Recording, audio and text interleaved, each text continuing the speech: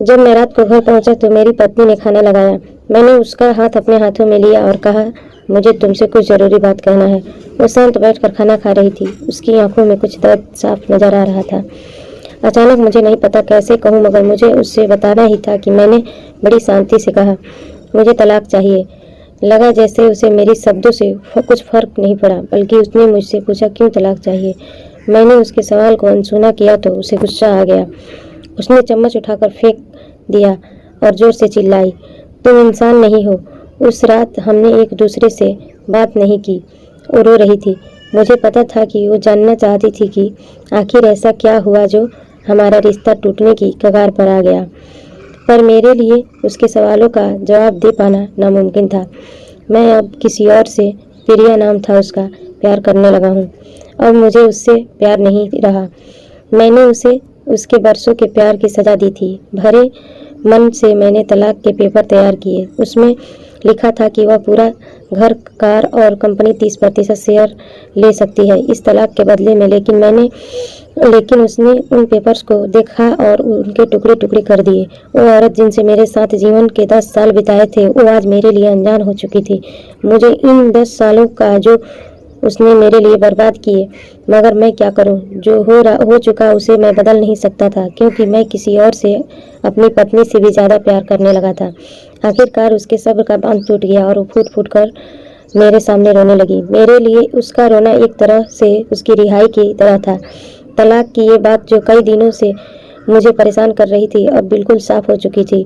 अगले दिन मैं घर काफ़ी लेट आया। मैंने देखा कि वो टेबल पर बैठ कर कुछ लिख रही थी।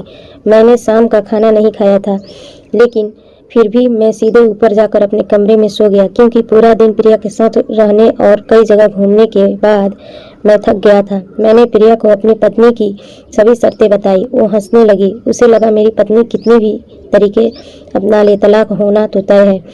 मेरी पत्नी और मैं किसी से भी इस दौरान नहीं मिले थे, लेकिन उस दिन जब मैं उसे पहली बार उठाकर गेट तक लेकर आ गया तो हम दोनों काफ़ी अजीब महसूस रहे थे। पीछे से हमारा बेटा भी खिलखिलाकर खुश हो रहा था। अगले दिन यह काम थोड़ा सामान्य और आसान हो गया। वह मेरी सीने से लगी थी और मैं उसकी खुशबू महसूस कर रहा था। ऐसा लगा जैसे कई दिनों बाद मुझे ये खुशबू मिल रही थी, या फिर कई दिनों से मैंने उसके होने का महसूस नहीं किया था। पहले जितनी उसमें वो कसाव नहीं था, और चेहरे पर कुछ हल्की झुर्रियां नजर आ रही थी, और बाल भी सफ़ेद होने लगे थे। ये वही औरत थी जिसने अपने जीवन के 10 साल मुझे समर्पित किए थे।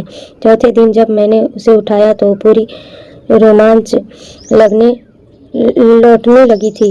5वें और 6ठे दिन वो पुराना प्यार फिर से जागने लगा। मैंने प्रिया को इस बारे में कुछ नहीं बताया था। अब उसे उठाना और आसान हो गया था। शायद हर रोज यह सब करने का मैं आदी हो गया था। एक दिन वह अपनी पसंद की साड़ी निकाल रही थी, लेकिन कुछ खास नहीं ढूंढ पाई। उसने सांस भरते हुए कहा कि उसके सारे कपड़े बड़े पड़ने लगे हैं। तब मुझे पता चला कि वह काफ़ी दुबली हो गई है, और इसलिए मैं उसे आसानी से उठा पा रहा था। मेरे दिल को एक झटका सा लगा। उसने अपने दिल की काफ़ी सारा दर्द छुपा रखा था। पता नहीं कैसे मैं आगे बढ़ा और उसके सिर को छू कर देखा। अचानक हमारा बेटा आया और बोला कि पापा, ये तो मम्मा को उठाकर बाहर ले जाने का समय हो गया है।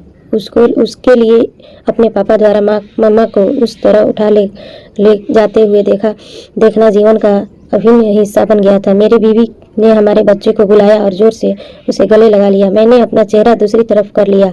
मुझे लगा कि कहीं मैं अपना निर्णय न बदल लूं। मैंने अपनी पत्नी को रोज की तरह उठाया और बेडरूम से सिटिंग रूम होते हुए हॉल तक लाया। उसने प्यार से अपने दोनों हाथ मेरी गर्दन के आसपास रख दिया। मैंने उसे जोर से पकड़ रखा था, बिल्कुल हमारी सुहागरात की तरह, मगर उसका इतना कम वजन मुझे परेशान कर रहा था। महीने के आखिरी दिन जब मैंने उसे उठाया तो मेरे लिए एक कदम भी चल पाना मुश्किल हो रहा था। हमारा बेटा स्कूल जा चुका था। मैं अपनी कार के ऑफिस गया और कार से कूदकर बाहर आ गया, बिना कार के लॉक किए। मुझे डर था कि वह एक पल की भी देरी से इरादा बदल देगी और ऊपर गया। प्रिया ने दरवाज़ा खोला और मैंने उससे कहा, सॉरी प्रिया, अब मैं अपनी पत्नी से तलाक नहीं लेना चाहता। उसने मुझे देखा और मेरे सिर पर हाथ फेर कर कहा, तुम्हें बुखार तो नहीं है? मैंने उसका हाथ हटाया और कहा, सॉरी प्रिया, अब मुझे अपनी पत्नी से तलाक नहीं चाहिए। हमारी शादीशुदा जिंदगी शायद हम दोनों के ध्यान न देने की वजह से बोरिंग हो गई थी, लेकिन इसका मतलब यह कतई नहीं कि हम एक दूसरे से प्यार नहीं करते।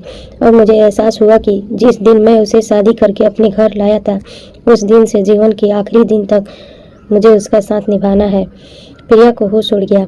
उसने मुझे एक जोरदार चांटा जड़ दिया मेरे मुंह पर। वह रोने लगी और दरवाज़ा अंदर से बंद कर लिया। मैं सीढ़ियों से नीचे उतरा और आकर अपने कार में बैठ गया। आगे एक फूल वाले की दुकान पर रुका और अपनी प्यारी पत्नी के लिए एक सुंदर सा गुलदस्ता लिया। दुकानदार ने पूछा कि इस पर क्या लिखना है। मैंने मुस्कुराते हुए कहा कि मैं तुम्हें जीवन की आखिरी दिन तक यूं ही उठाता रहूँगा, मेरे अर्धांगिनी।